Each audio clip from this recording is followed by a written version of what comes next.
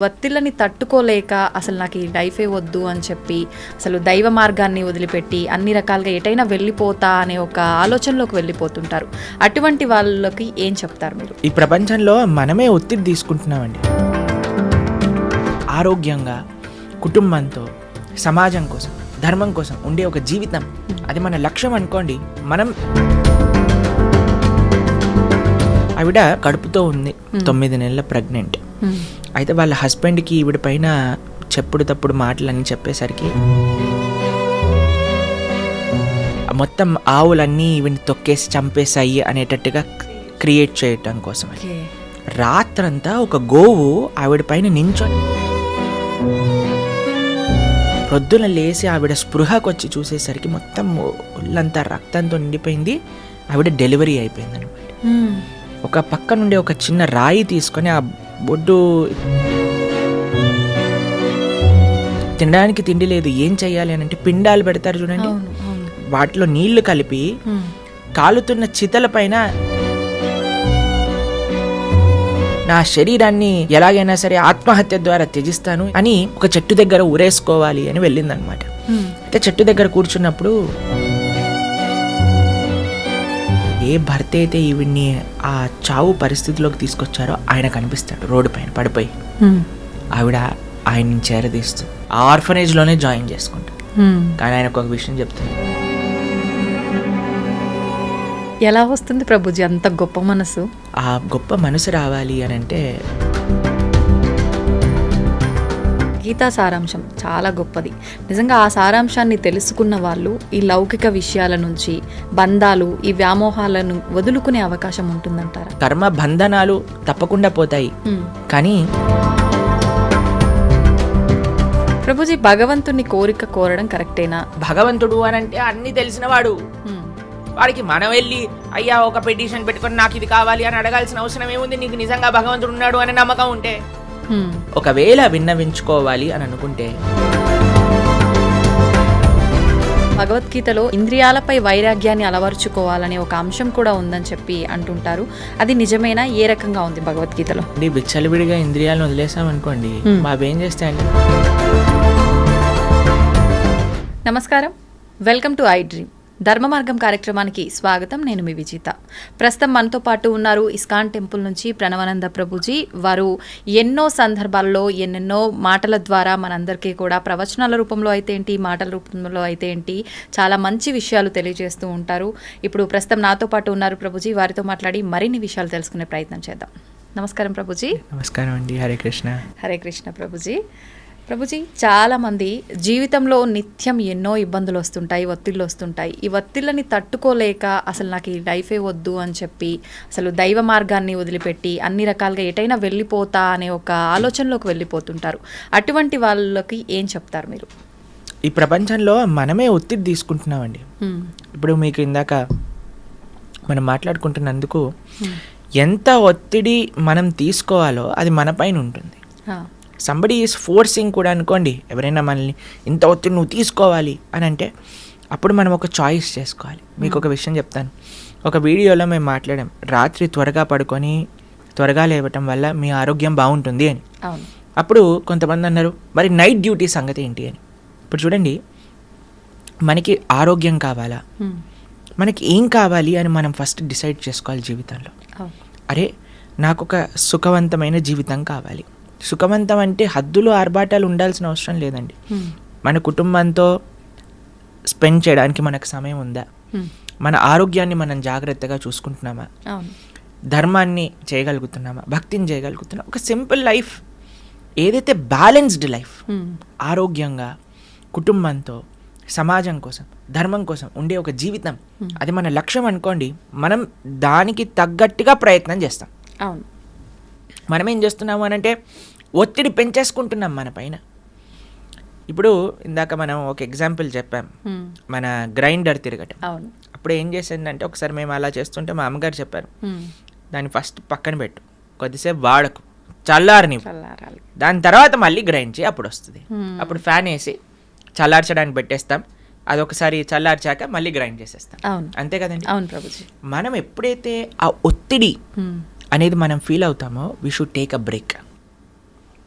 Permanent break కాదండి. చాలా మంది అనుకుంటారు అయిపోయింది ఇంకా నా జీవితం వేస్ట్ అని. కాదు, ఒక టెంపరీ బ్రేక్ తీసుకో.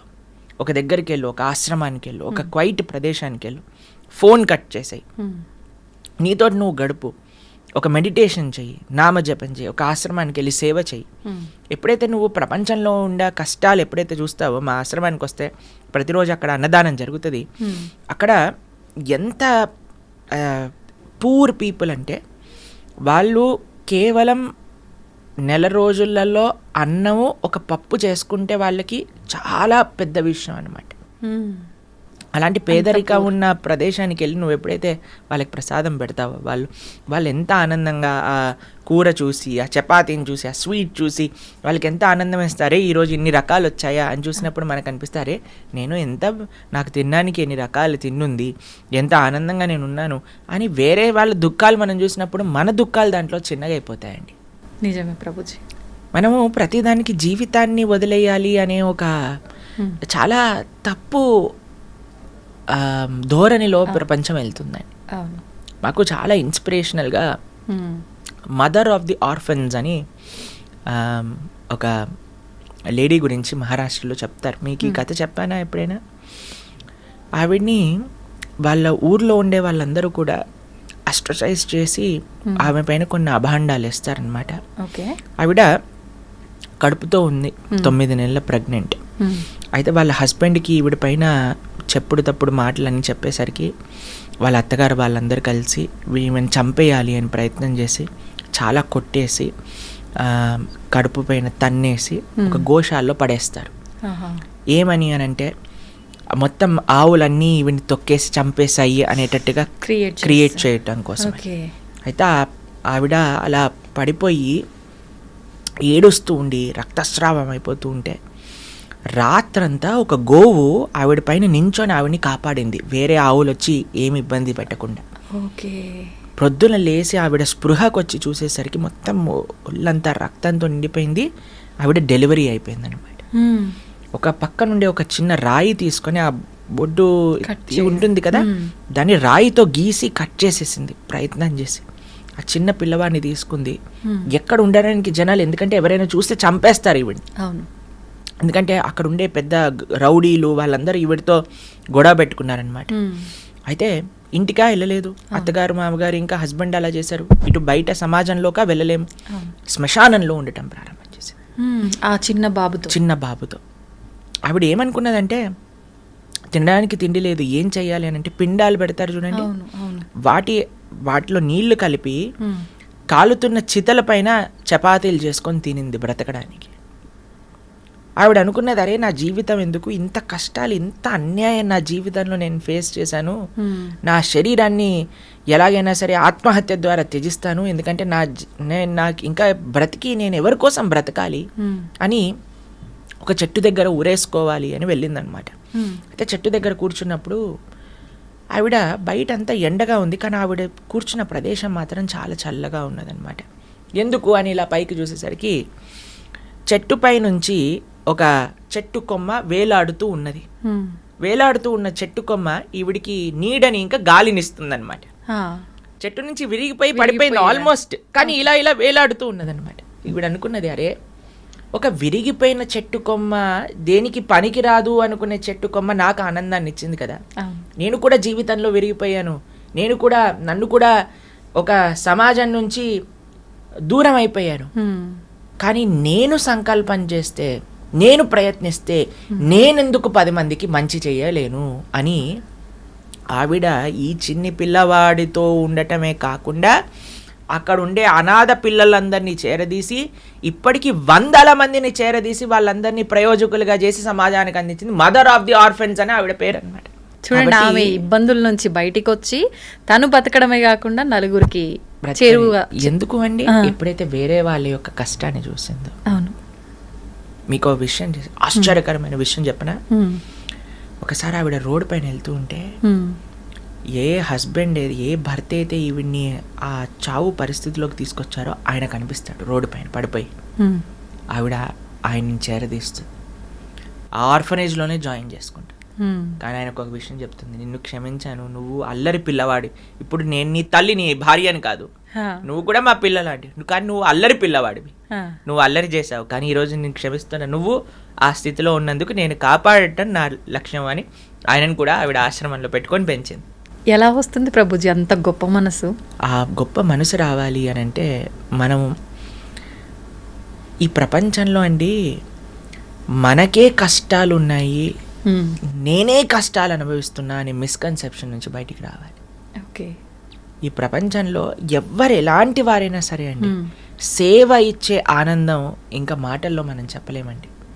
ఒకసారి ఎవరికైతే ఆ సేవ రుచి తెలుస్తుందో వాళ్ళు చాలా ఒక అద్భుతమైన మానసిక ప్రవృత్తి అనేది వాళ్ళకి కలుగుతుందండి. కాబట్టి ఎప్పటివరకైతే నేను సుఖంగా ఉన్నానా, నాకు ఇది కావాలి, నేను ఇది లేకపోతే బాగుండలేను, నాకు అదే కావాలి, అదే బ్రాండ్ కావాలి, ఇది చూస్తేనే నాకు ఆనందం, నాకు ఇది ఇప్పుడే కావాలి అనే ఒక మైకంలో ఉండిపోతామండి. మనము సమాజానికి ఏం చేయలేము, మనకి మనం మంచి చేసుకోలేము. ఆవిడికి ఆనందం ఎందుకు వచ్చిందో తెలుసా అండి? ఒకళ్ళకి సేవ చేయటంలో వచ్చింది. ఆ సేవ రుచి ఎప్పుడైతే కలుగుతుందో ఎవరినైనా సరే మనం మన దగ్గరికి తీసుకోవచ్చు, ప్రేమని పంచవచ్చు. అంత ఉదాత్త భావన మన లోపల కలుగుతుంది. కాబట్టి suicide is not the way అండి. ధర్మాన్ని వదిలేయటం కాదండి మార్గం, ధర్మాన్ని ఆచరించటం వల్ల శక్తి లభిస్తుంది. ఇప్పుడు ఒకడు చాలా వీక్గా ఉన్నాడు అనుకోండి, ఏం చేయాలి? చక్కగా తినాలి, చక్కగా ఎక్సర్సైజ్ చేయాలి, బలిష్టంగా అవుతాడు, అప్పుడు సేవ చేయొచ్చు. అంతేకాని నేను ఎలాగున్నా వీక్గా ఉన్నాను, నేను లేవలేను, నేను తినలేను అని అంటే ఇంత పోతుంది. కాబట్టి మన జీవితంలో మన చుట్టూ ఎన్ని ఉదాహరణలు ఉన్నాయి మనకి. ఆ ఉదాహరణలు, మంచి ఉదాహరణలు చూద్దాం, మనము మంచి వైపు వెళ్దాం, మంచి విషయాలను విందాం. ఎప్పుడైతే మనం ఈ ప్రయత్నం చేస్తామండి అప్పుడు మనకి మంచి మార్గం అనేది కనిపిస్తుంది. కాబట్టి ధర్మాన్ని వదిలేయటం మార్గం కాదు, ధర్మాన్ని ఇంకా గట్టిగా పట్టుకోవటం మార్గం. ఇప్పుడు చూడండి, ఒక చిన్న పిల్లవాడు నేలపైన పడిపోయాడు అనుకోండి, ఏడుస్తాం ప్రారంభం చేస్తాడు. కానీ ఏం చేయాలి? ఆ నేలని ఆసరాగా తీసుకొని పైకి లేస్తాడు. అంతే కదా. నేలపైన పడ్డాను కాబట్టి ఇంకా నేలపైన నడవను అని అంటాడా? ఎక్కడ పోతాడు? నడవాల్సిందే, తప్పదు. అదే నేలని ఎక్కడైతే మనం ఏ జీవితంలో అయితే మనము ఇలా దెబ్బలు తిన్నాం అనుకునే దాన్ని ఆసరాగా పెట్టుకోండి, దాన్నే ఒక భగవంతుడి పైన నమ్మకంగా అదే స్థానంలో నిలవండి. ఆ భగవంతుడి యొక్క కృప తప్పకుండా ఉంటుంది. మనోధైర్యం అనేది కావాలి. God helps those who help themselves అని అంటారు. కాబట్టి మనకి ఆ ఫేత్, భగవంతుడా ఉన్నావు, నువ్వు నన్ను రక్షిస్తావు, కానీ నేను నా ప్రయత్నం చేస్తా అని ప్రయత్నం చేయండి. తప్పకుండా జీవితంలో మళ్ళీ మీరు మంచి మార్గంలోకి వెళ్తారు, అందులో డౌటే లేదండి. ప్రభుజీ, గీతా సారాంశం చాలా గొప్పది. నిజంగా ఆ సారాంశాన్ని తెలుసుకున్న వాళ్ళు ఈ లౌకిక విషయాల నుంచి, బంధాలు, ఈ వ్యామోహాలను వదులుకునే అవకాశం ఉంటుందంటారా? మీకు ఒక విషయం చెప్తాను. చాలా మందికి ఒక అపోహ ఉంటుంది, గీత చదవటం వల్ల సంసారాన్ని వదిలేస్తారు అని. అవును. మీరు చూడండి, పాపం అర్జునుడు అదే అంటున్నాడు, అయ్యా నేను యుద్ధం చేయను, నేను సంసారాన్ని వదిలేస్తాను, నేను సాధు అయిపోతాను, నేను భిక్షాటన చేసి బ్రతుకుతాను, నేను అన్నిలోకి వెళ్ళిపోతాను. కృష్ణుడు అంటాడు, లేదయ్యా నువ్వు నీ కర్తవ్యాన్ని, నీ డ్యూటీని ఆచరించాల్సిందే, నువ్వు యుద్ధం చేయాల్సిందే. కానీ కృష్ణుడు చెప్పింది మామనుస్మర యుద్ధచ, నన్ను స్మరిస్తూ నువ్వు యుద్ధం చెయ్యి, నా కోసం, నా దిశానిర్దేశంలో నువ్వు ధర్మాన్ని ఆచరించు. ఇప్పుడు చూడండి, ఎవరైతే ధర్మాన్ని తెలుసుకుంటారో, ఎవరైతే గీత అర్థం చేసుకుంటారో, మీరు ఇంతకుముందు టేప్ రికార్డర్స్ చూసారండి? టేప్ రికార్డర్స్ చూసారా? టేప్ ఇలా తిరుగుతూ ఉంటుంది, 2 సర్కిల్స్ తిరుగుతూ ఉంటాయి. ఒక సర్కిల్ ఏమో టేప్ వదిలేస్తూ ఉంటుంది, ఇంకో సర్కిల్కి ఏమో టేప్ చుట్టుకుంటూ ఉంటుంది. అవును ప్రభుజీ. ఈ ప్రపంచంలో ధర్మం తెలియని వాడేంటి అని అంటే ఆ టేప్ చుట్టుకుని ఇంకా ఇంకా కర్మ బంధనంలో మునిగిపోతూ ఉన్నాడు. కానీ గీత సారాంశం ఎవరైతే అర్థం చేసుకున్నారో ఆ టేప్ విడుదలైపోతూ ఉంటుందన్నమాట ఆయన దగ్గర నుంచి. కానీ ఆ 2 తిరుగుతూనే ఉన్నాయి. ఈ ప్రపంచంలో 2 వ్యక్తులు ఉంటారు, ఒకడు కర్మబంధనంలో చిక్కుకుపోతూ ఉంటాడు, ఒక కర్మబంధనం నుంచి విడుదలైతూ ఉంటాడు. అసలు చెయ్యాల్సిందేంటి, ఎందుకు చెయ్యాలి, ఎలా చెయ్యాలి అని తెలుస్తుంది గీత అర్థం చేసుకునేవాడు. చేసే పనిని మాడడండి, చేసే కర్తవ్యాన్ని విడిచిపెట్టడండి, కుటుంబ సభ్యులతోటే ఉంటాడు, కానీ ఎలా ఉండాలి, వాళ్ళని ఎలా, ఇప్పటి వరకు నా భార్య, నా పిల్లలు, నా భర్త, నా ఇల్లు, నా కుటుంబం, నేనే అన్న భావన పోయి వీరు భగవంతుడు నాకు ఇచ్చిన సేవ, వీరు భగవంతుడి యొక్క అంశాలు కాబట్టి నేను జాగ్రత్తగా చూడాలి. భగవంతుడిని ఎవరైతే అర్థం చేసుకుంటారో, గీతను ఎవరైతే అర్థం చేసుకుంటారో అండి, వాళ్ళ జీవితం ఎంత అద్భుతమైన మార్పు చెందుతుంది అంటే సంబంధాలు, ఆరోగ్యం, సమాజంతో ఉండే ఒక రిలేషన్షిప్, బాధ్యతలు, వ్యక్తిగత ఆలోచనలు అన్నీ కూడా పరివర్తన చెందుతాయండి. ఒక పాజిటివ్ వేలో పరివర్తన చెందుతాయి. ఒక మంచి వైపు మనం అర్థం చేసుకోగలుగుతాం. మీరు అన్నారు కర్మ బంధనాలు తప్పకుండా పోతాయి, కానీ ఆ బాంధవ్యం పోదు. ఆ బాంధవ్యాన్ని ఎలా చూడాలో అర్థమవుతుంది. ఓకే, ఇప్పటి వరకు నా ఎంజాయ్మెంట్ కోసం అనుకునే అరే కృష్ణుడి యొక్క సేవ, ఈ రెండే మారేవండి. ఇది గీతా సారాంశం. ఓకే, కానీ ప్రతి ఒక్కరూ ఇందాక మీరు చెప్పినట్టుగా స్పిరిచువల్ లైఫ్కి అలవాటు పడితే ఖచ్చితంగా వీటి నుంచి విముక్తి పొందాలి ఈ ఆలోచనలోనే ఎక్కువగా ఉంటుంటారు. తప్పేమీ లేదు, అన్ని బాధ్యతలు నిర్వర్తిస్తూనే మనం భగవంతుడి మనసులో ఉండే భావన, మనసులో ఇన్నటి వరకు ఇది నాది అని అనుకున్నా, కానీ ఈరోజు ఇది కృష్ణుడిది, నేను సేవకుణ్ణి అనే భావన రావాలి. ఓకే ప్రభుజీ, ఇప్పుడు గీతా సారాంశం గురించి తెలుసుకోవాలన్నా, పారాయణం చేయాలన్నా కూడా వద్దు ఈ సందర్భంలో అనే సమయాలు కానీ పరిస్థితులు కానీ ఏమైనా ఉన్నాయా? ఒక మంచి ఆఫర్ వచ్చారనుకోండి, మీకు ఈరోజు ఈ 1,00,000 రూపాయల చీర పైన 99% ఆఫర్ అంటే, ఇది ఆషాఢం కాదు కదా, వద్దులే నేను కొనుక్కోను అంటారా మీరు? అసలు ఏమంటారు, వీడేదో తిన్నరోడ్లా ఉన్నాడు, ఏంటి అకేషన్ లేకపోయినా ఆఫర్ పెట్టాడు, పదండి కొనుక్కుందాం అంటారు. అంతేనా అండి? అంతే. ఒక 1,00,00,000 రూపాయల వస్తువు మీకు 10 రూపాయలు ఇస్తాను అని అంటే ఎంత ఇంతూజియాస్టిక్గా పరిగెత్తాలండి. అవును. కాబట్టి గీత మనుషుణ్ణి ఉద్ధరించే ఒక శాస్త్రం.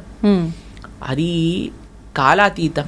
ఎప్పుడు ఏ సమయంలోనైనా సరే ఎవరైతే మనిషి మంచి మార్గంలోకి వెళ్ళాలి, నాకు మంచి విషయాలు తెలుసుకొని నేను జీవితంలో మారాలి అని అనుకున్న మరుక్షణం గీత చదవచ్చు. వాటికి ఏ సమయము ప్రాతిబంధిక లేదు.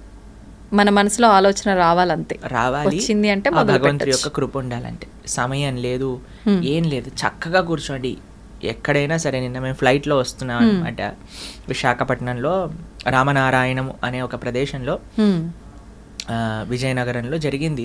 రామాయణం పట్ల 3 రోజులు ఒక కాన్క్లేవ్ చేశారనమాట. ప్రపంచంలోనే అతిపెద్ద రామాయణ శాస్త్ర చర్చ.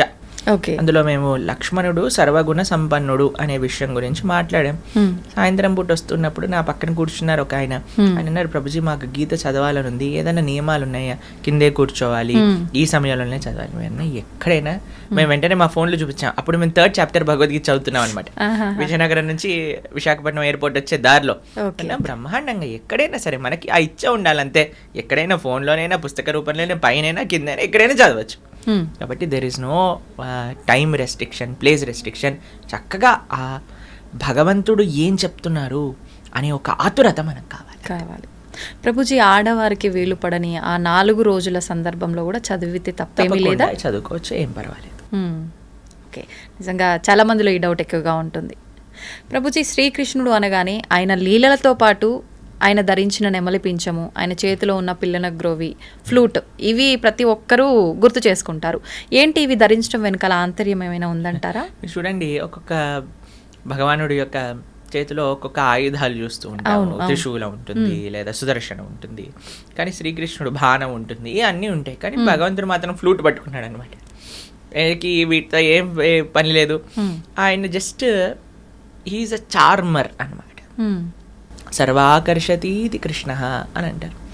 అందరినీ ఆకర్షించే స్వభావం కలిగిన వాడు శ్రీకృష్ణ భగవానుడు. వర్గాపీఠం నటవరవపూ కర్ణయోర్కర్ణికారం బిభ్రద్భాసత్ కనకకపిశం వైజయంతీం చమాలాం రంధ్రాన్ వేణురదరసుదయా పూరయన్ గోపవృందే బృందారణ్యం స్వపదరమణం ప్రావిశద్గీత కీర్తి. ఆయన ఎప్పుడు ఫ్లూట్ వాయిస్తూ ఉంటారు. కృష్ణుడు బృందావనంలో ఫ్లూట్ వాయిస్తుంటే యమునా నది, పారే యమునా నది రాయిలా అయిపోయేది అనమాట. రాళ్ళేమో అవి జలపాతాలుగా పారటం స్టార్ట్ చేసేవి. అంటే ఆయన ఫ్లూట్ యొక్క మాధుర్యత ఎంతది అని అంటే, ఆయన నించుండే ఆ రాయి కరిగిపోయి ఆయన పాద చిహ్నములు పడిపోయాయి అనమాట ఆ రాయిపై. ఎప్పుడైతే శ్రీకృష్ణ భగవానుడు గోవర్ధనుడిని ఎత్తారో, తన యొక్క ఎడమ చేతి చిటికని వేలిపైన ఆ స్నేహితులందరూ ఒకటే కంగారులో వస్తారు, కృష్ణ ఫ్లూట్ వాయించ, కృష్ణ ఫ్లూట్ వాయించ, కృష్ణ ఎందుకురా ఎందుకు వాయించద్దు అంటున్నారు అని అంటే, అరే మనం ఫారెస్ట్లో ఆడుకోవడానికి వెళ్ళినప్పుడు నువ్వు ఫ్లూట్ వాయించేటప్పుడు ఆ రాళ్ళన్నీ కరిగిపోయేవి, ఇప్పుడు ఇంత పెద్ద గోవర్ధనం కరిగిపోయింది అనుకోండి, మనందరం ఇక్కడే ఉండిపోతాము, మనందరి పైన ఒక సమాధి వచ్చేస్తుంది, నువ్వు ఫ్లూట్ వాయించటమా పువ్వు అని అంటారు అనమాట. అంత మధురం అండి. కృష్ణుడు ఎందుకు వేణుగానం చేస్తారు అంటే, రాయిని కూడా కరిగించటము అని అంటే, మన యొక్క హృదయం కూడా రాయి లాంటిదండి, ఒక బండ అని అంటారు చూడండి. మన హృదయం కూడా చాలా కఠినం అయిపోయింది. మీరు చూడండి, రాయి లోపలికి నీళ్ళు ఇంకమండి, కానీ ఒక స్పాంజ్ ఉందనుకోండి, స్పాంజ్ నీళ్ళలో పెట్టంగానే మొత్తం పీల్ చేసుకుంటాం. అవును. ఎవరి అయితే హృదయం కఠినంగా ఉంటుందో వారికి భక్తి రసం అనేది కలగదండి. ఆ భగవంతుడి పట్ల అంటే భక్తులు మాట్లాడే మాటల పట్ల, అరే వీళ్ళేంటి ఇంత మైకంలో ఉన్నారు, వీళ్ళేంటి ఆ కృష్ణుడి గురించి ఇలా అంటున్నారు అలా అంటున్నారు, కృష్ణుడు భక్తి అది ఇది అంటున్నారు, ఆ ఆస్వాదన రాదు. ఎందుకంటే భక్తి అనేది రసము వంటిది. ఆ రసము పీల్చుకోవాలి అని అంటే మన హృదయం కఠినంగా ఉండకూడదు, మన హృదయం ఒక స్పాంజ్ లా ఉండాలి. మరి కఠినమైన హృదయం నుంచి స్పాంజ్ అవ్వాలి అని అంటే ఏం చేయాలి?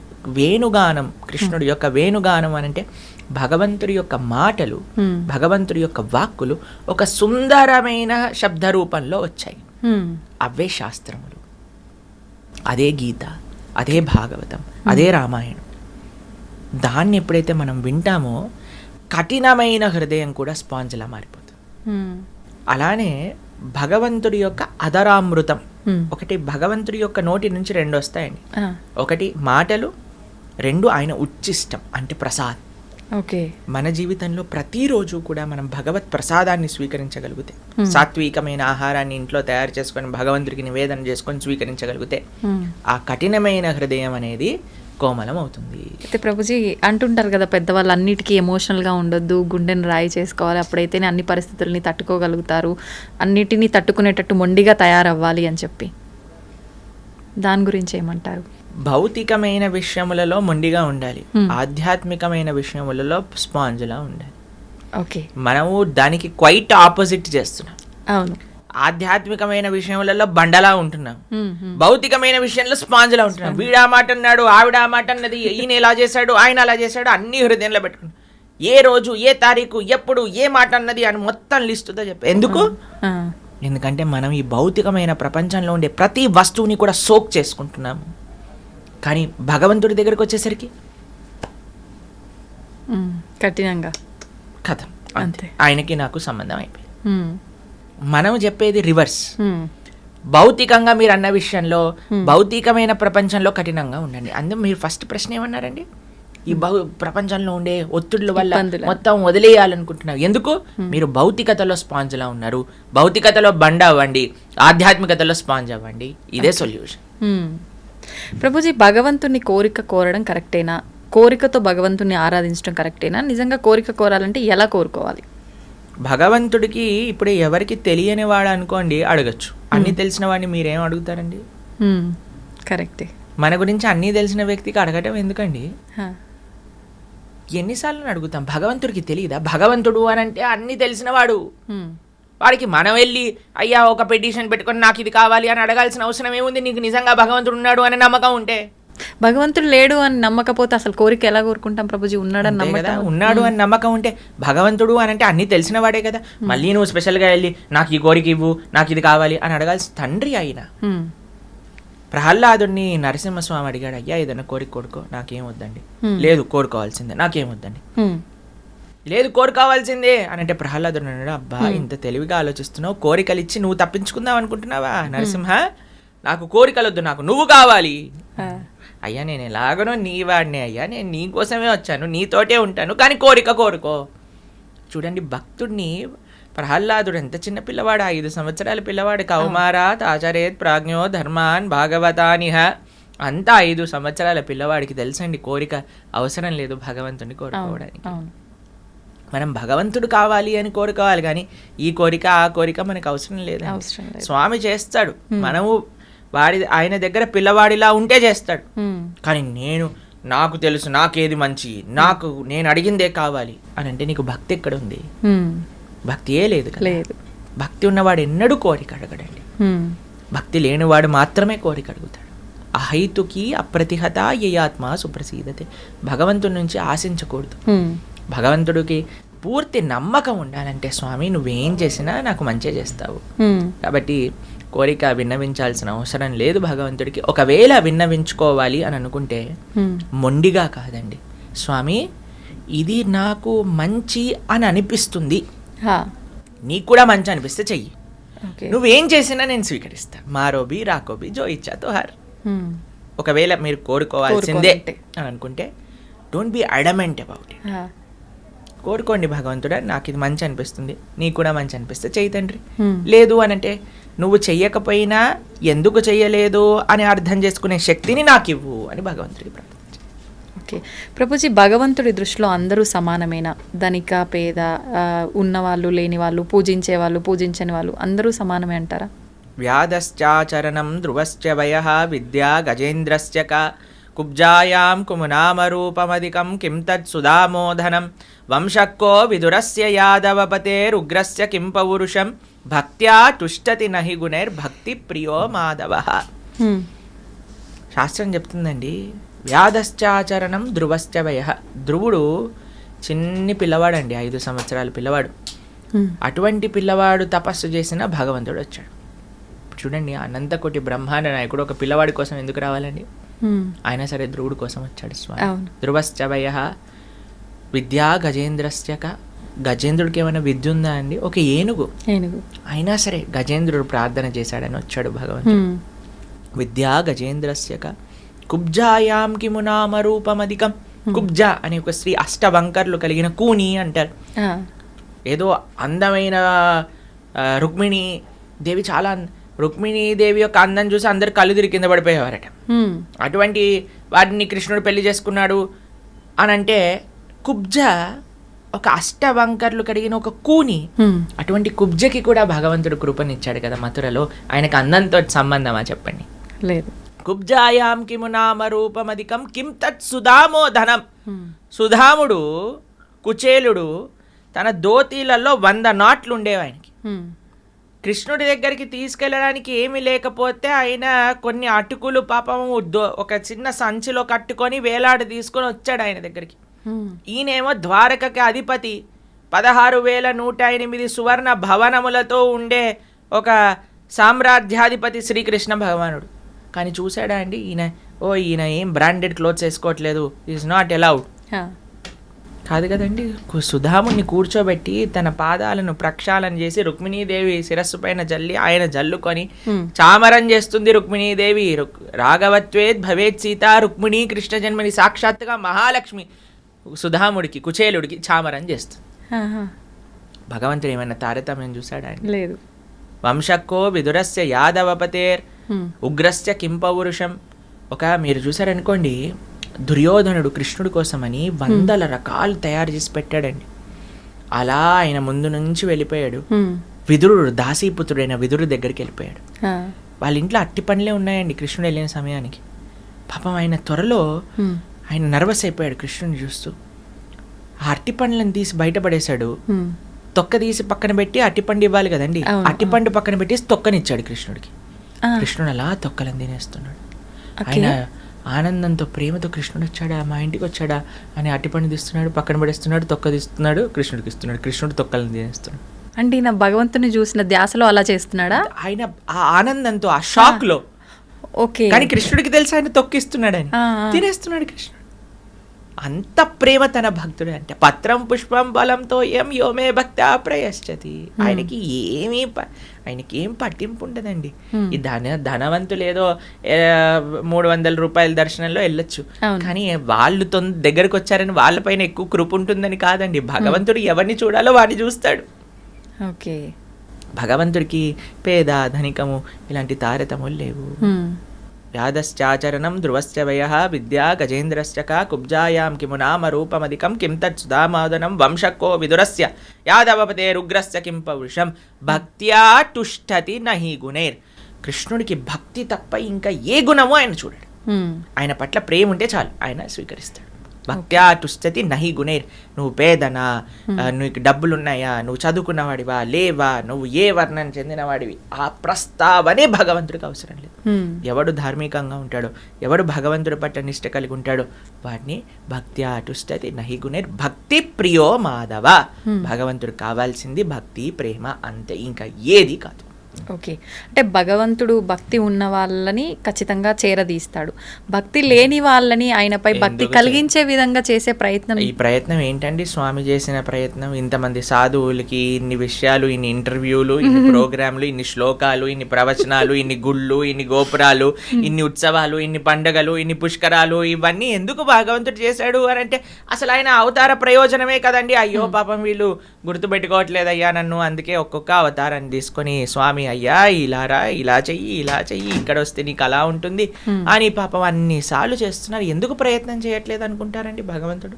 ఇది భగవంతుడి ప్రయత్నమే. మనం ఈరోజు మాట్లాడేది ఈ విషయాలు మీ ప్రేక్షకులకి తెలపటం శ్రీకృష్ణ భగవానుడి యొక్క సంకల్పం. అది అదే ఎవరైనా సరే మంచి విషయాలు తెలుసుకొని మారుతారేమో అని భగవంతుడి సంకల్పం, అంతే అండి. ఓకే, కాబట్టి భగవంతుడు సాయశక్తులా ప్రయత్నం చేస్తున్నారు, మనం రెసిప్రొకేట్ చేసుకోవట్లేదు, మనము ఆయన చెప్పిన విషయాలను వినట్లేదు. అది మన తప్పు, భగవంతుడు తప్పు కాదండి. ఓకే, అంటే భగవంతుడు ప్రతి ఒక్కరికి ఒక అవకాశం ఇస్తాడు అని చెప్పి మారడానికి ఇన్ని రకాలుగా చూస్తున్నాడు. అవకాశం కాదండి, 100 అవకాశాలు ఇచ్చారు. God gives gives gives and forgives, we get get get and forget అని అంటారు. భగవంతుడు ఇస్తూనే ఉన్నాడు, ఇస్తూనే ఉన్నాడు, ఇస్తూనే ఉన్నాడు, ఇస్తూనే ఉన్నాడు, ఇచ్చి ఇచ్చి ఇచ్చి క్షమిస్తున్నాడు. మనం తీసుకొని తీసుకొని తీసుకొని తీసుకొని మర్చిపోతున్నాం. అది మన నిజం. భగవంతుడు అందరి పట్ల కృప. ఒక తప్పిపోయిన పిల్లవాడు ఇంటికి వస్తున్నాడంటే తండ్రికి ఎందుకు ప్రేమగా ఉండదండి? ఉంటుంది. కాబట్టి మనందరం తప్పిపోయిన పిల్లలం. భగవంతుని తెలుసుకుందాం, భగవంతుడి వైపు ప్రయాణం చేద్దాం. ఓకే ప్రభుజీ, కృష్ణుడు భగవద్గీతను పాండవులలో ఒకరైన అర్జున్కి బోధించాడు, అది మనందరం కూడా వింటుంటాము. మరి ఎందుకు కౌరవులకి బోధించలేదు? వాళ్ళకు వినే అర్హత లేదా? అసలు రీజన్ ఏంటి? కృష్ణ భగవానుడు ఈ విషయాన్ని చెప్పారు, భక్తోసిమే సఖా చేతి, నువ్వు నా యొక్క భక్తుడివి, నా యొక్క ఫ్రెండ్వి, నీకు ఎటువంటి అసూయ లేదు, నీకు ప్రేమ నిష్ఠ ఉన్నది కాబట్టి అర్జున నీకు చెప్తున్నాను అని అన్నారు. అటువైపు కౌరవులు చూసారనుకోండి, వాళ్ళు ఎప్పుడు అసూయ, ద్వేషము, ఈర్ష, ఒక రకమైన గ్రీడ్ అని అంటారు, లోభంతో కూడుకున్న వాళ్ళు. ఎవరికైతే నేను బాగుంటే చాలు, మొత్తం సమాజం ఏమైనా పర్వాలేదు అన్న వాళ్ళకి భగవంతుడి యొక్క కృప రాదండి. అంత దుర్మార్గము వీళ్ళ పట్ల చేసినా సరే అర్జునుడు పర్వాలేదు, నేను వాళ్ళని ఏమనను, నేను అరణ్యానికి వెళ్ళిపోతానని కోమల కలిగిన హృదయం కలిగిన వాడు. భక్తోసిమే సఖాచేతి రహస్యం ఏతద్ ఉత్తమం, అన్నిటికంటే ఉత్తమమైన రహస్యాన్ని నీకు చెప్పాలనుకుంటున్నాను. ఎందుకంటే నువ్వు భక్తుడివి కాబట్టి, నీకు అసూయ లేదు కాబట్టి, నీకు ప్రేమ ఉన్నది కాబట్టి, నువ్వు నా స్నేహితుడివి కాబట్టి. అర్జునుడికి దుర్యోధనుడికి ఒక విషయం చెప్తాను. కృష్ణుడు ఇలా శయనించి ఉన్నాడు మన హస్తినాపురం ద్వారకలో. వీళ్ళిద్దరు వెళ్ళి అడగడానికి, హెల్ప్ అడగడానికి వెళ్ళారు. దుర్యోధనుడు మొట్టమొదటిగా వెళ్ళాడు, అర్జునుడు వెళ్ళారు. 2 స్థానాలు ఉన్నాయి అక్కడ. ఒకటి పాదాల దగ్గర ఒక స్థానం ఉన్నది, శిరస్సు దగ్గర ఒక స్థానం ఉన్నది. అర్జునుడు చూస్ చేసుకున్న ప్రదేశము భగవంతుడి యొక్క పాదాల దగ్గర. కానీ దుర్యోధన అనుకున్నాడు, నేనేంటి వాడి పాదాల దగ్గర ఎందుకు కూర్చోవాలి, నేను రాజుని, నేను శిరస్సు పైన కూర్చుంటే అని శిరస్సు దగ్గర కూర్చున్నాడు. సరే అని కృష్ణుడు లేచి చూసేసరికి ఫస్ట్ అర్జునుడు కనిపించాడు. అయ్యా నీకేం కావాలి? ఈయనకి టెన్షన్ ప్రారంభం అయిపోయిందనమాట. ఎలా నారాయణీ సేన అని అడుగుతాడేమో అని. అయ్యా నాకు నువ్వు తప్ప ఇంకెవ్వరొద్దు అని అడిగాడు. దుర్యోధన అమ్మయ్య బతికిపోయాను, నారాయణ సేన అడగలేదు, నారాయణ సేన. కానీ ఎక్కడండి, ఎక్కడైతే పార్థ, ఎక్కడైతే కృష్ణ ఉంటారో అక్కడే విజయం ఉంటుంది. అంతే కదండి. అంతే. కాబట్టి అర్జునుడికి దుర్యోధనుడికి ఇది డిఫరెన్స్. ఒకడు కృష్ణుడి యొక్క సేవకుడు అనుకుంటున్నాడు, ఒకడు కృష్ణుడినే శాసించాలి అనుకుంటున్నాడు. అందుకే వాడు అర్హత కాదు జ్ఞానాన్ని. ఎవరికి తెలుసా అండి, శ్రద్ధావాన్ లభతే జ్ఞానం. ఎవరికైతే శ్రద్ధ ఉంటుందో వారికి మాత్రమే జ్ఞానం లభిస్తుంది. శ్రద్ధ వినయం వల్ల వస్తుంది. అర్జునుడికి వినయం ఉన్నది, దుర్యోధనుడికి వినయం లేదు. మీకు ఇంకొక విషయం చెప్తాను. కృష్ణుడిని ఒకసారి అడుగుతారు, అయ్యా నీకు అర్జునుడు అంటే ఎందుకండి ఇంత ఇష్టము అని అంటే, సరే చూపిస్తాను పదా అని అర్జునుడి యొక్క కుటీరానికి తీసుకెళ్తారనమాట. కురుక్షేత్ర యుద్ధంలో పాపం దెబ్బలన్నీ తగిలి చాలా అలసిపోయి రోజంతా యుద్ధం చేసి అర్జునుడు శయనిస్తే ప్రతి ఒక్క హృదయంలో ఉండే ప్రతి ఒక్క నాడి లోపల నుంచి కృష్ణ కృష్ణ కృష్ణ కృష్ణ కృష్ణ అనే శబ్దం వస్తుంది అర్జునుడి యొక్క శరీరంలో ఉండే ప్రతి అంగం నుంచి. అంత ప్రేమ అర్జునుడికి కృష్ణుడు అంటే. అటువైపు దుర్యోధను చూసారనుకోండి, దుర్యోధనుడి దగ్గరికి ఒకసారి కృష్ణుడు వచ్చినప్పుడు సభకి వాళ్ళ యొక్క మినిస్టర్స్కి చెప్తారు, ఏయ్ ఎవ్వరు కూడా కృష్ణుడు చూస్తే లేవకూడదు అంటే, లేదండి ఆయనను చూస్తే ఆటోమేటిక్గా నించుంటా. సరే ఎవరు కృష్ణుడిని చూడకండి, నన్ను చూడండి, నేను కూర్చుంటాను, కృష్ణుని చూడాల్సిన అవసరం లేదు, నేనేం చేస్తానో అది చెయ్యండి, నేను కూర్చుంటాను కదా మీరు అందరూ కూర్చోండి. సరే అండి, అందరు మినిస్టర్లు కూర్చున్నాడు, దుర్యోధనుడు కూర్చున్నాడు. శ్రీకృష్ణ భగవానుడు ఎప్పుడైతే ఆ సభలోకి వచ్చారు ఫస్ట్ నించుంది దుర్యోధనుడు. దుర్యోధనుడు చూసిన మంత్రులు అందరు నించున్నారనమాట. అంటే అంత అసూయ ద్వేషము దుర్యోధనుడికి ఉండింది కృష్ణుడి పట్ల.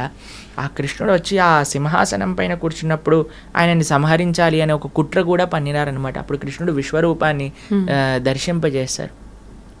కాబట్టి ఎవరికైతే శ్రద్ధ లేదో, ఎవరికైతే అసూయ ఉంటుందో భగవంతుడి పట్ల, ఎవరికైతే నమ్మకం ఉండదో, ఎవరికైతే విశ్వాసము లేదా ఒక రకమైన ఏంటి నాకంటే గొప్ప జ్ఞానం ఇంకెవరికి తెలియదు అనే ఒక అహంకారం ఉంటుందో వారికి ఎప్పుడూ భగవంతుడి గురించి అర్థము కాదు. ఓకే. ఎవరికైతే వినయం ఉంటుందో, ఎవరికైతే శ్రద్ధ ఉంటుందో, ఎవరికైతే ప్రేమ ఉంటుందో భగవంతుడు అంటే వారికి తప్పకుండా అదే అర్జునుడు స్వీకరించగలిగాడు, దుర్యోధనాదులు స్వీకరించలేకపోయారు. ఓకే ప్రభుజీ, భగవంతుడిపై ఉండే భక్తి ఒక భగవంతుడి రూపంలోనే మనం చూపించాలా, లేదంటే కొంతమంది మా ఇంట్లో పర్సన్ అన్నట్టుగా ఫీల్ అయ్యి ఆయనకు సేవ చేసుకుంటూ ఉంటారు? అఖిల రస అమృత మూర్తి అని అంటారు కృష్ణుడు. ముఖ్యంగా 5 రసములు భగవంతుడితో, అంటే 5 రకములైన సంబంధములు మనం భగవంతుడితో పొందొచ్చండి. చాలా ఉన్నాయనుకోండి, 5 ముఖ్యమైనది. ఒకటి శాంత భావము అని అంటే, సరే భగవంతుడు ఉన్నాడు నమస్కారం. దాని తర్వాత దాస్య భావన, అంటే భగవంతుడు స్వామి, నేను స్వామి యొక్క సేవకుని, దాస్య భావన అంటారు. హనుమకి రామచంద్రుడి పట్ల ఉన్నట్టుగా దాస్య భావన, ఎప్పుడూ కైమోర్చి భగవంతుడిని సేవిస్తూ ఉంటారండి. దాని తర్వాత ఒక రకమైన సంబంధం ఏంటంటే సఖా భావన అంటారు. భగవంతుడిని ఫ్రెండ్గా, భక్తోసిమే సఖా చేతి, సఖా అంటే ఫ్రెండ్. అర్జునుడికి కృష్ణుడికి ఒక ఫ్రెండ్షిప్ ఉండింది అనమాట, అది ఒక రకమైన సంబంధం. తర్వాత ఇంకొక భావన ఏమిటి అని అంటే వాత్సల్య భావన అని అంటారు. భగవంతుడిని పిల్లవాడిలా, మనం తల్లిదండ్రులుగా భగవంతుడిని పిల్లవాడిగా సేవించుకోవటం. అరే లడ్డు గోపాల్ ప్రొద్దున్నే లేపటం, స్నానాలు చేయించడం, నైవేద్యాలు పెట్టడం, స్వెటర్లు వేయటం, పడుకోబెట్టడం, మచ్చర్దాని అంటే చక్కగా మనం దోమతెర వేయటం, ఫ్యాన్ పెట్టడం, ఏసీ పెట్టడం, అది చిన్న పిల్లవాడిని జాగ్రత్తగా చూసుకోవాలి అని ఒక భావన. ఇంకొకటి మాధుర్య భావన అంటారు. భగవంతుడిని ఒక భర్తగా, ఒక ఒక ఏమంటాం ఒక ప్రియుడుగా స్వీకరించడం మాధుర్య భావన. అలా గోపికలందరూ కూడా ఆ విధంగా భగవంతుని ఆరాధన చేశారు. యశోదాదులందరూ కూడా కృష్ణుని చిన్న పిల్లవాడిగా తాము చూసుకునే వాళ్ళగా ఆరాధన చేశారు. కృష్ణుడి యొక్క ఫ్రెండ్స్ అందరూ సఖా భావనతో ఆరాధన చేశారు. హనుమ లాంటి భక్తులందరూ కూడా దాస్య భావనతో ఆరాధన చేశారు. కాబట్టి ఏ రకం ఎవరు ఏమనుకున్నా సరే ఆయన స్వీకరిస్తారండి. ఆయనకి ఆ శక్తి ఉన్నది కృష్ణుడి దగ్గర. కాబట్టి మనము ఆ రకమైన ఒక కోరిక, ఒక ప్రేమ భగవంతుడి పట్ల పెంచుకోవాలంతే. నిజంగా చెప్పాలంటే భగవంతుడికి భగవంతుడుగా చూడటం కంటే ఇలాంటి ప్రేమ సంబంధములతో చూడటమే ఇష్టం. ఇంకా ఆయనకు దగ్గర అవకాశం ఎక్కువగా ఉంటుంది, ఇంకా దగ్గర అయ్యే అవకాశం. కానీ ఆ స్థితిలోకి వెళ్ళే ముందు మనం భగవంతుడి యొక్క తత్వం ఏంటో తెలుసుకోవాలి, మన సాధన బాగుండాలి. కొంతమంది ఇప్పుడు ఏదో ఆర్టిఫిషియల్గా ఇది నేను కృష్ణుడి యొక్క భార్యని, లేదా నేను కృష్ణుడికి తల్లిని అని ఏ సాధన లేకుండా, ఏ రకమైన గురూపదేశం లేకుండా, ఏ రకమైన సాంప్రదాయ జ్ఞానం లేకుండా కూడా చాలా మంది ఇలా చేస్తున్నారు. అలా ఉండకూడదు. మన సాధన, మన సాంప్రదాయము, మన ఆచరణ, మన ఉపదేశము, గురువు, సాధు, శాస్త్ర వీళ్ళందరినీ మనం అధ్యయనం చేసినప్పుడు మనకి ఎన్నడో ఒక రోజు భగవత్ అనుగ్రహం కలిగినప్పుడు ఆ రకమైన సంబంధం భగవంతుడితో ఏర్పడుతుంది. ఓకే ప్రభుజీ, మన ఇంద్రియాలు మన అదుపులో ఉండాలి అని చెప్పి అంటుంటారు. భగవద్గీత ద్వారా మనం ఎన్నో మంచి విషయాలు తెలుసుకున్నాం. అయితే ముఖ్యంగా భగవద్గీతలో ఇంద్రియాలపై వైరాగ్యాన్ని అలవర్చుకోవాలనే ఒక అంశం కూడా ఉందని చెప్పి అంటుంటారు. అది నిజమేనా? ఏ రకంగా ఉంది భగవద్గీత? అంతే కదండి, విచ్చలవిడిగా ఇంద్రియాలను వదిలేసాం అనుకోండి, అవి ఏం చేస్తాయంటే మనల్ని లాగుతూ, ఒక గుర్రము అదుపు తప్పిన గుర్రం ఏం చేస్తుందండి, ఈడ్చుకోపోతుంది. అంతే కదండి. ఇప్పుడు మీరు చూస్తుంటారు కేరళలో ఏనుగులతో ఉత్సవాలు జరుగుతూ ఉంటాయి. కానీ కొన్ని పిచ్చెక్కి ఎక్కిన ఏనుగులు ఉంటాయి, కొన్ని మతం ఎక్కిన అంటారు చూడండి, అప్పుడు అవి ఏం చేస్తాయంటే ఈడిచేస్తాయి జనాల్ని, చిన్న భిన్నం చేసేస్తాయి. అలానే మన ఇంద్రియాలకు ఎప్పుడైతే విచ్చలవిడితనం ఇస్తామో, ఎప్పుడైతే ఆ పగ్గాలు ఉంటాయి కదా అవి ఎప్పుడైతే వదిలేస్తారో అది పారిపోతూ ఉంటుంది, మనల్ని ఈడ్చేస్తూ ఉంటుంది. అందుకే మనకి ఇంద్రియ నిగ్రహము అనేది అవసరం. ఆ పగ్గాలు మన చేతుల్లో ఉండాలి, ఆ కంట్రోల్ అని అంటారు. ఇది ఎట్లా వస్తుంది అంటే అభ్యాసేనతు కౌంతేయ వైరాగ్యేన చ దృశ్యతే, ప్రాక్టీస్ అండ్ డిటాచ్మెంట్. ఈ రెండిటి ద్వారా ఎప్పుడైతే మనం చేస్తాం, కృష్ణుడు ఇంకొక ఉదాహరణ ఇస్తారు. ఎలా అయితే తాబేలు ఎప్పుడైతే ఆపద చూస్తుందో వెంటనే లోపలికి వెళ్ళిపోతుంది, ఒక షెల్ ఉంటుంది, అప్పుడు దాన్ని ఏం చేయలేరు తాబేల్ని, అవునా కాదు? అలా మనం ఎప్పుడైతే ఇంద్రియ భోగములు ఉంటాయో అప్పుడు మనం నిగ్రహించుకోవాలి అని చెప్తారు కృష్ణుడు. ప్లస్ ఇంకొక విషయం ఏంటంటే ఇంద్రియ నిగ్రహం అనేది అంత ఈజీ విషయం కాదండి, మెల్లమెల్లగా అలవాటు చేసుకుంటూ ఉండాలి. అందులో మొట్టమొదటి స్టెప్ ఏంటంటే పోస్ట్ పోనింగ్ అని అంటారు. మనసు ఇప్పుడు నీకు అడిగిందని, మనల్ని ఇప్పుడు చెప్పిందని, ఇప్పుడు మాకు గొంతు సహకరించట్లేదు మాట్లాడడానికి, కానీ మేము ప్రయత్నం చేస్తున్నాం మాట్లాడడానికి, కానీ మా మనసు అనుకోండి ఐస్ క్రీమ్ తిని ఇప్పుడు చాలా బాగుంది, ఐస్ క్రీమ్ కావాలి. నాకు తెలుసు అరే నా గొంతు బాగాలేదు, కానీ మనసు అంటుంది పర్వాలేదులే ట్యాబ్లెట్లు వేసుకుంటున్నావు కదా ఐస్ క్రీమ్ తిను. సరేలే ఎలానో ట్యాబ్లెట్ వేసుకుంటున్నాను కదా, డాక్టర్ చెప్పారు కదా 5 రూపాయలు పోతుంది, సరే ఐస్ క్రీమ్ కొనుక్కొని తినేసాను అనుకోండి, అప్పుడు ఏమవుతుంది, ఇంకెక్కువ ఇబ్బంది. మనసు ఏం చేస్తుంది తెలుసా అండి, మనసు అమ్మయ్యా వీడు నా మాట విన్నాడు అంటే, నేను చెప్పింది వీడికి తప్పని తెలిసినా చేస్తున్నాడు అంటే వీడు నా మంచి శిష్యుడుగా తయారయ్యాడు, కాబట్టి ఇప్పుడు వీడితో ఆడుకుంటా అని ఒకదాని తర్వాత ఆర్డర్ చేయటం ప్రారంభం చేస్తుంది. మనసు చేస్తుంది కదా, ఈ ఇంద్రియం, కళ్ళంటే ఇది చూపించు, చేతులంటే అది చేయించు, పాదాలంటే అటెళ్ళు అని మొత్తం మనల్ని 4 వైపులకి కూడా ఈడ్చేస్తూ ఉంటాయి. మీకు విషయం చెప్తాను, చేపకి సముద్రంలో చాలా తిండి ఉంటుందండి, చాలా ఉంటుంది, సముద్రంలో లేనిది ఏముందండి. కానీ ఆ జాలరి ఒక నెట్ లోపల వేసే ఒక చిన్న క్రిమి కోసం నోటిని కంట్రోల్ చేసుకోక వస్తుంది, పట్టుబడుతుంది, శరీరాన్ని విడిచేస్తుంది. కరెక్ట్. ఒక మిడుగుడు పురుగు అంటే లైట్ పురుగు అంటారు చూడండి, అవి దీపం కాంతి ప్రకాశం, అరే ఎంత బాగుంది ప్రకాశం అని ఆ ప్రకాశం దగ్గరికి రావడానికి ప్రయత్నం చేస్తాయి, 2 రెక్కలు కాలిపోతాయి, కింద పడిపోతుంది, శరీరాన్ని విడిచిపెట్టేస్తుంది.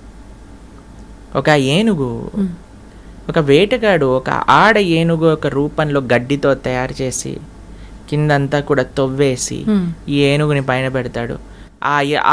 ఆడ ఏనుగు దగ్గరికి వెళ్ళాలి అనే త్వరలో ఈ మొగ ఏనుగు ఆ గుంతలో పడిపోతుంది, దంతములు పెకలించి శరీరాన్ని ఆ ఏనుగుని సంహరించి తోలుని తీసుకొని వెళ్ళిపోతాడు వేటగాడు. ఒక స్పర్శ అనే ఇంద్రియాన్ని నిగ్రహించుకోలేక ఏనుగు తన జీవితాన్ని పాడు చేసేస్తుంది. ఒక జింక, వేటగాడు చాలా స్వీట్గా మొరలి వాయించేసరికి పరిగెత్తుతూ ఎక్కడి నుంచి ఈ స్వీట్ సౌండ్ వస్తుంది అని ఎక్కడైతే వేటగాడు ఉన్నాడో వాడి దగ్గరికి వెళ్ళి కూర్చొని పట్టేసుకొని తీసేసుకుంటాడు. కస్తూరి మృగము అని ఉంటుంది, యాక్చువల్గా తన సొంత పొట్టలో నుంచి కస్తూరి వాసన వస్తుందన్నమాట. ఆ వాసన ఎక్కడుంది అని తిరిగి శక్తిని మొత్తం ఇది చేసి నిర్జీవింపబై కింద పడిపోతుంది. ఎవరో ఒకళ్ళు వచ్చేసి దాన్ని పట్టేసుకొని వెళ్ళిపోతారు. ఒక్కొక్క ఇంద్రియాన్ని నిగ్రహించుకోక ఒక్కొక్క జాతియే మనకి నశిస్తూ కనిపిస్తుంది, కానీ మానవుడి దగ్గర 5 ఇంద్రియములు కూడా కంట్రోల్లో లేవు. ఎంత విశేషమైన ప్రమాదం చెప్పండి. కాబట్టి మన ఇంద్రియములు మనము నిగ్రహించుకోవాలి అని అంటే మనతో అవ్వని పని అండి. కానీ ఎప్పుడైతే మనం భగవంతుడికి శరణాగతి చేస్తామో, భగవంతుడికి అసాధ్యం ఏంటంటే అంత పెద్ద కొండ, ఇప్పుడు మేము బృందావనం వెళ్తున్నాం, గోవర్ధనంలో ఉండబోతున్నాం, అక్కడ గోవర్ధనగిరి 21 కిలోమీటర్లు, అటువంటి గోవర్ధన పర్వతాన్ని ఎత్తిన వాడికి ఇంకా ఏంటి అసాధ్యం చెప్పండి. అటువంటి శ్రీకృష్ణ భగవాను ఎప్పుడైతే మనం శరణు పెడతామో అప్పుడు మన యొక్క ఇంద్రియాలన్నీ కూడా నిగ్రహింపబడతాయి. ఓకే, ప్రభుజీ, మనం వింటూ ఉంటాం ప్రతిరోజు కూడా దిష్టి తగిలిందని చెప్పి, నరదిష్టి చాలా ఇబ్బంది పెడుతుంది అని చెప్పి, అది ఉంటుంది అని జనాలు నమ్ముతుంటారు. దీన్ని తొలగిస్తామని చెప్పి చాలామంది రకరకాల ప్రయత్నాలు చేస్తుంటారు. రకరకాల అదొక వ్యాపారంగా తయారయ్యింది. నిజంగా ఇవన్నీ ఉన్నాయా?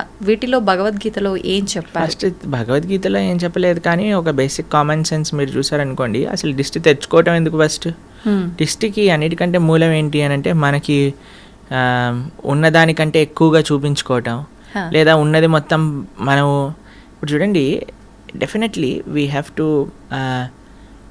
ఏమంటారు దాన్ని అని అంటే, అతిగా జనాల యొక్క ఆకర్షణ ప్రయత్నం చేయటం అది ఉండకూడదు మనకి. ఎప్పుడైతే మన జీవితంలో ఉండే విషయాలన్నింటినీ కూడా మనం పెట్టేస్తామో బయట, ఎప్పుడైతే మనము సమాజంలో ఉన్నప్పుడు ఒక రకమైన పరిణితి, హద్దు లేకుండా మనం మితిమీరిపోయి బిహేవ్ చేస్తామో, ఎక్కువగా చూపించుకోవాలి అనే ఒక ప్రయత్నం మనకు ఉన్నదనుకోండి, అప్పుడు ఏమవుతుంది అని అంటే వేరే వాళ్ళ యొక్క అన్నెసెసరీ అట్రాక్షన్, అన్ని కళ్ళు మంచివి కాదు కదండి.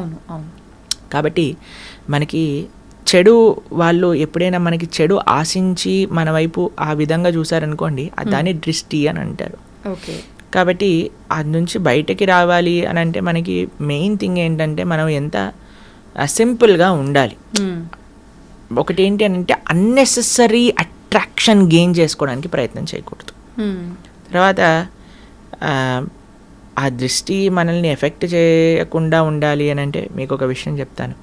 మనం ఎప్పుడైనా సరే ఇంటి నుంచి వెళ్ళే ముందు భగవంతుడికి ప్రార్థన, మన పూజా ఆలయంలోకి వెళ్ళి, మాకు అందరికీ అలవాటు ఈ విషయం, నాకు తెలిసి ఎంతమందికి ఉందో తెలీదు, కానీ మేమైతే ఎక్కడైనా కార్యక్రమానికి వెళ్తున్నా ఏం చేస్తున్నా సరే ఫస్ట్ భగవంతుడికి వెళ్ళి, స్వామి ఇది మీ సేవగా ఈ రోజు చేస్తున్నాము, ఈ కార్యక్రమానికి వెళ్తున్నా, మీ దయ ఉంచండి అని చేస్తాం.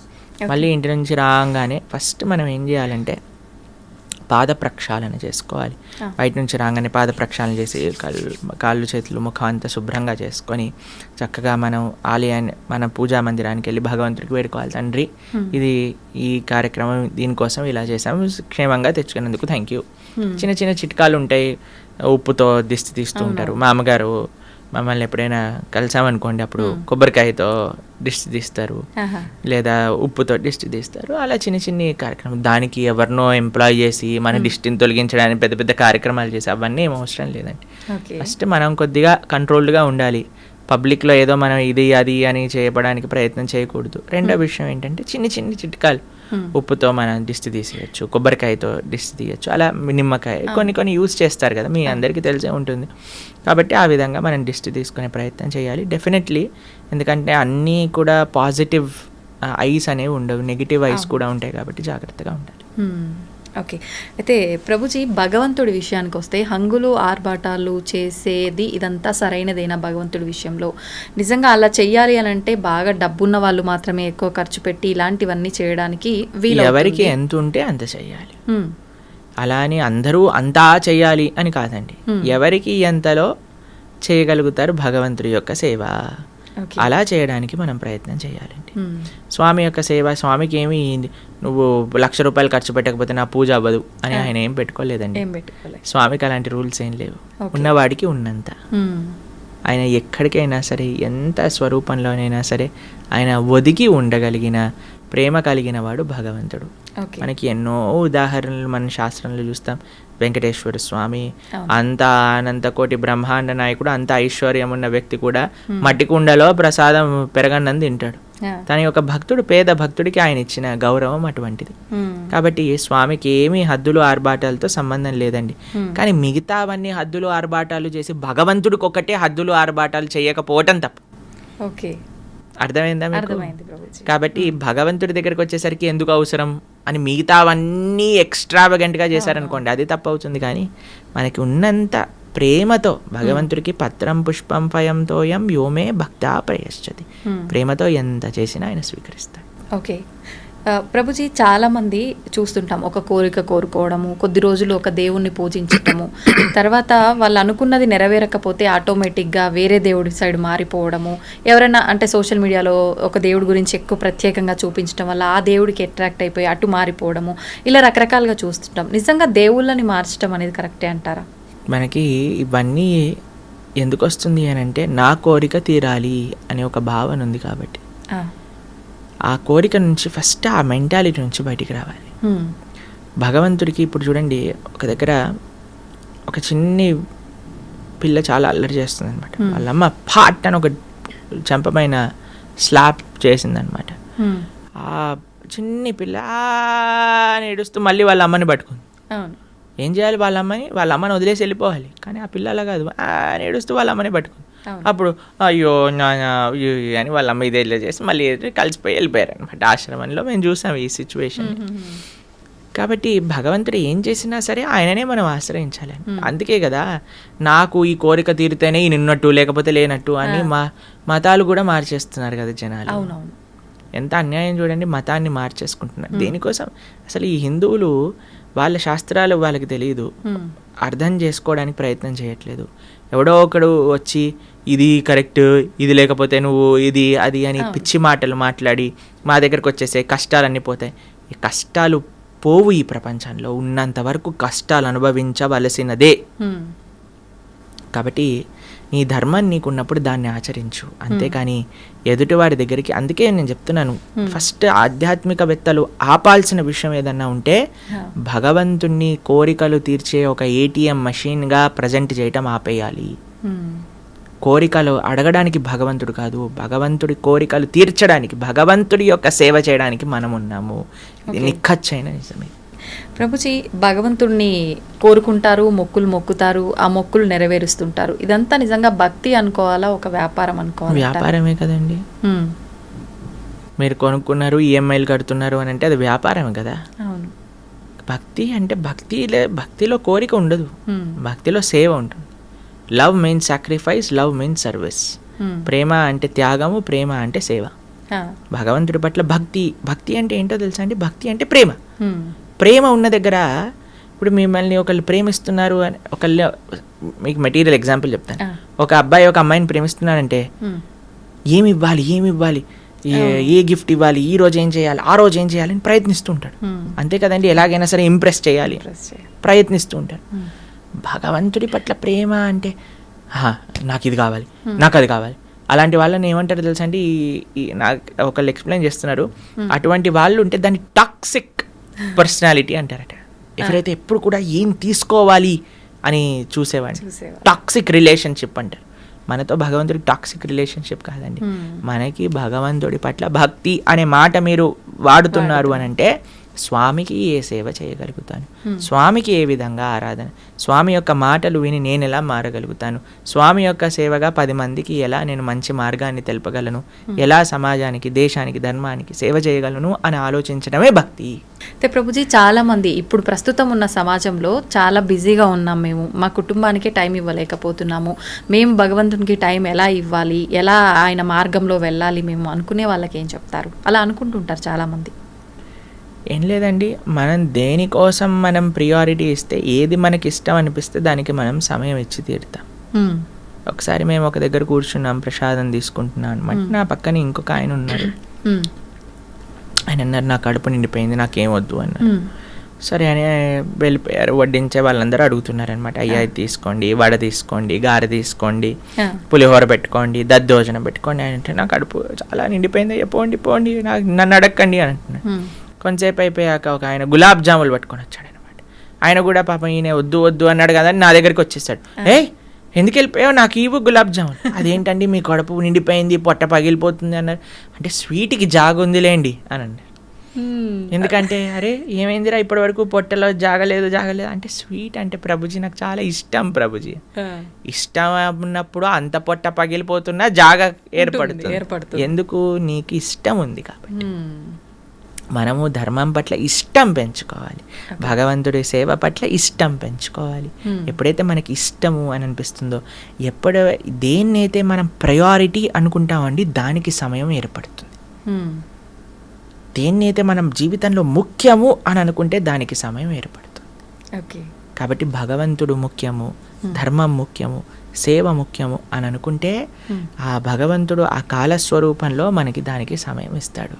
ఓకే. నాకు ముఖ్యము అని అనుకోలేదు అనుకోండి, అప్పుడు సమయమే మనకు కనిపించదు. అంత సమయం ఉన్నా వాట్సాప్లు చూస్తున్నా, ఇన్స్టాగ్రాములు గంటలు గంటలు చూస్తున్నా, టీవీలు చూస్తున్నా మనకు అనిపిస్తుంది నాకు భక్తుడికి సంబంధము లేదు, సమయం లేదు అనిపిస్తుంది. కానీ ఎప్పుడైతే నాకు అది ప్రియారిటీ అవుతుందో అప్పుడు ఎంతైనా సరే మనం దర్శించవచ్చు, చూడవచ్చు అన్నమాట. Okay, thank you Prabhuji. నిజంగా చాలా మంచి విషయాలు తెలియజేశారు, అద్భుతమైన సమాచారాన్ని మాకు అందించారు. మళ్ళీ మరొక మంచి ఎపిసోడ్లో తప్పకుండా మీతో మాట్లాడి మంచి మంచి విషయాలు తెలుసుకునే ప్రయత్నం అయితే చేస్తాను. ధన్యవాదాలు ప్రభుజీ. హరే కృష్ణ మాతాజీ, హరే కృష్ణ.